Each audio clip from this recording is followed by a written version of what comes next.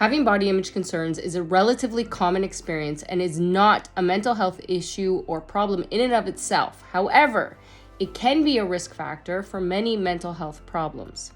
If you've suffered from anxiety, depression, shame, or self-consciousness due to your weight or appearance, or feeling like somehow you just don't belong, pay attention. This video is absolutely for you.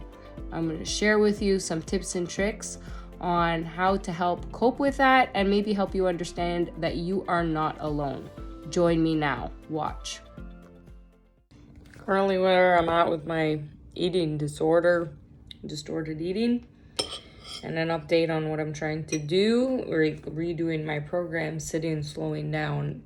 The question around the food or anxiety or issues I've really discovered, it's the habits around how food is consumed, what food is consumed, and the thoughts around those foods, because that's the triggering part for the PTSD and the healing. And every person that has a body dysmorphia or obsession with food, it is linked to PTSD. I'm like understanding that because I never learned the healthy habits of that foundation because of other things going on. So that goes back to childhood. Okay, where is that rooted? Well, that in trauma. So that's healing the body dysmorphia image, but the value that's attached to that in the food. And I'm in it. I'm in my own, I'm creating the, like I'm doing my own program, but I'm following like a repeat of like my past and those things. So remembering, and like I have a trigger of a friend, and we went to this food addiction group, not feeling the belonging even there, right? Because I don't feel I belong anywhere. Well,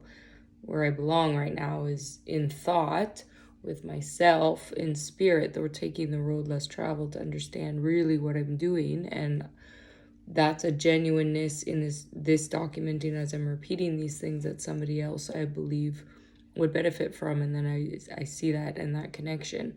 So I would say to a person, before you do any diet, right, you have to go through this process, because that's a weight is the symptom, something else is going on. And then everybody's body types are different on how they hold energy and weight. And that's why it's very important to not shame other people for their body types, because you don't know their situation. But then ask yourself, are you shaming yourself? Like, how often are you looking in the mirror? What are you saying? And then, you know, gratitude is the things we're blessed for. We don't get to be cocky about. Should be an appreciative of and understanding. It's like learning, okay, well, I was taught to punish this body. I have to learn to love it. And then, right, as you're like, oh, that's not good and narcissistic. That's not self-love. When you love yourself and understand you're worthwhile, you do treat others well and better. But that's the irony too, is that people that are treating others so well, are you treating yourself good? Eventually you wear out, and that has to do with whatever addiction somebody might have. So working that process is like slowing down everything else and understand I'm still needing to heal that.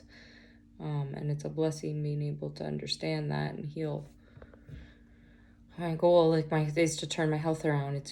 My health in the last number of years has been very, very, very bad.